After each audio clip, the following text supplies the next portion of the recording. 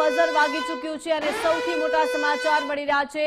જોઈ લો પાકિસ્તાનનો અસલી ચહેરો આજ છે। લંડનમાં પાકિસ્તાની કર્નલની શરમજનક કરતૂત સામે આવી છે। અભિનંદનનો ફોટો બતાવી શિરછેદની ધમકી આપી છે। આતંકી માનસિકતા ધરાવતા પાકિસ્તાનની વધુ એક કરતૂત સામે આવી છે। કર્નલ તૈમૂર રાહતનો આ વિડિયો જોઈને લોહી ઉકળી જશે, કેમ કે લંડનમાં પહેલગામ હુમલાના વિરોધ દરમિયાન ઇશારો તેમના દ્વારા કરવામાં આવ્યો છે અને ભારતીય પ્રદર્શનકારીઓ તરફ માથું કાપવાનો ઇશારો કરવામાં આવ્યો છે। લંડનમાં પાકિસ્તાની દૂતાવાસ બહારની આ ઘટનાનો વિડિયો સામે આવ્યો છે, જેમાં સ્પષ્ટપણે જોઈ શકાય છે કે તેમના દ્વારા ઇશારો કરવામાં આવી રહ્યો છે અને ભારતીય પ્રદર્શનકારીઓ તરફ તેમણે ઇશારો કર્યો છે અને તમામ પ્રદર્શનકારીઓ તરફ માથું કાપવાનો આ ઇશારો કરવામાં આવ્યો છે। એટલે કે લંડનમાં પહેલગામ હુમલાના વિરોધ પ્રદર્શન થઈ રહ્યું હતું અને વિરોધ દરમિયાન ઇશારો કરવામાં આવ્યો છે। ભારતીય પ્રદર્શનકારીઓ જ્યારે વિરોધ કરી રહ્યા હતા તે દરમિયાન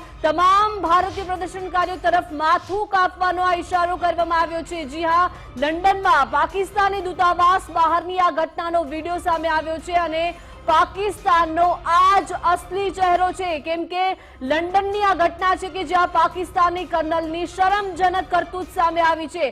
અભિનંદનનો ફોટો બતાવીને શિરછેદની ધમકી આપવામાં આવી છે અને આતંકી માનસિકતા ધરાવતા પાકિસ્તાનની વધુ એક આ કરતૂત સામે આવી છે। કર્નલ તૈમૂર રાહતનો આ વિડીયો છે, જેને જોઈને સમગ્ર દેશવાસીઓના લોહી ઉકળી જશે, કેમ કે લંડનમાં પહેલગામ હુમલા દરમિયાન જે વિરોધ થઈ રહ્યો હતો, ભારતીય પ્રદર્શનકારીઓ વિરોધ કરી રહ્યા હતા, તે દરમિયાનનો આ વિડીયો સામે આવ્યો છે। તે દરમિયાન જોઈ શકાય છે કે સ્પષ્ટ ભારતીય પ્રદર્શનકારીઓ સામે ઇશારો કરી રહ્યા છે અને તમામ ભારતીયોને કહી રહ્યા છે કે માથું કાપવાનો ઇશારો તેમના દ્વારા અહીંયા કરવામાં આવી રહ્યો છે અને વિડીયોમાં કેપ્ચર થયો છે।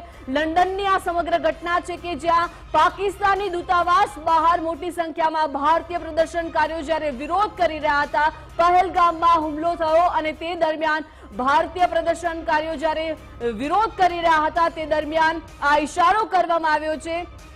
લંડનના પાકિસ્તાની દૂતાવાસ બહારની આ ઘટનાનો વિડીયો આવ્યો છે સામે અને તેના પરથી જોઈ શકાય છે કે આ કર્નલ દ્વારા ભારતીય પ્રદર્શનકારીઓને સ્પષ્ટ ઇશારો કરવામાં આવી રહ્યો છે। તમામ ભારતીય પ્રદર્શનકારીઓ તરફ આંગળી ચીંધીને તેમને માથું કાપવાનો ઇશારો કરી રહ્યા છે।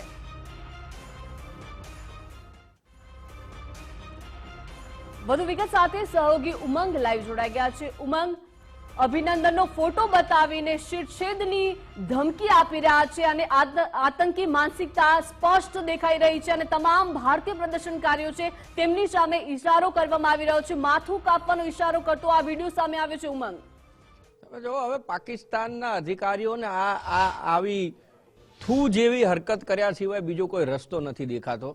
જે અભિનવને ભારત પાછું લઈ આવ્યું તો એના ઉપર ગૌરવ છે અને હવે એના ફોટો બતાવીને પાછા આમ કરીને આમ કરે, તમે આ જ હરકતો કરવાના, તમારાથી કાચો પાપડ તૂટે એમ નથી અને હવાતિયા મારવા બેઠા છો। એટલે શરમ આવે છે પાકિસ્તાનની આર્મી અને તેમના અધિકારીઓ ઉપર કે ક્યાં તમે તમારા દેશમાં એક તો તમારો રક્ષા મંત્રી એવું કહી જાય કે 30 વર્ષથી અમે આતંકીઓને પાળીએ છીએ અને પાછા ત્યાં જઈને બણગા ફૂકો છો અને અભિનવનો ફોટો લઈને એમ તમે શું દર્શાવવા માંગો છો? તમારી ઓકાત બહારની વાત તમે કરી રહ્યા છો, તમે આવા જ પ્રદર્શનો કરવાના, કારણ કે તમારો દેશ અને તમારા અધિકારીઓ, તમારી આર્મી આના માટે ટેવાયેલી છે।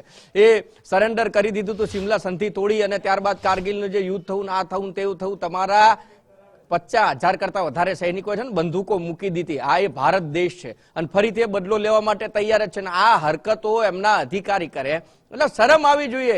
એમને એ નથી સમજાતું કે હવે અમારે જવાબ કેવી રીતે ભારતને છે આપો, એટલા માટે તુચ્છ અને કાયરતા ભરી હરકતો છે પાકિસ્તાન અધિકારીઓ કરી રહ્યા છે ને એમ કહેવાય કે હવે તો ભારતે મોરચો માંડી લીધો છે અને ભારત તમામે તમામ જગ્યાએ સૈન્ય બળ સાથે પ્રિપેર છે અને તૈયાર છે કે ભાઈ હવે આર્યા પારની પરિસ્થિતિ છે અને એટલા માટે જ પાકિસ્તાન છે બોખલાઈ ગયું છે અને આવી પ્રકારની જે હરકતો છે એ ફરીથી એમની જે મનોદશા છે અત્યારે ચિંતિત થયેલું જે પાકિસ્તાન છે, જેને પરસેવો વળી રહ્યો છે, જેના પગ નીચેથી જમીન જતી રહી છે અને એની આવી પ્રકારની પ્રવૃત્તિથી નક્કી થાય છે કે આમની હવે વિકૃત મગજ થઈ ગયું છે। એમના મગજમાં હવે દેશ ભાવના કે દેશ માટે લડી લેવા જેવું તો આમે પહેલા હતું ને હવે તો હપૂચું નથી દેખાવાનું। કારણ છે કે આ હરકતો કરે એટલે કહેવા અને કરવા શું માંગે છે એમના જ અધિકારીઓ છે નક્કી નથી કરી શકતા। જી બિલકુલ, આભાર ઉમંગ વિગત સાથે જોડાવા બદલ।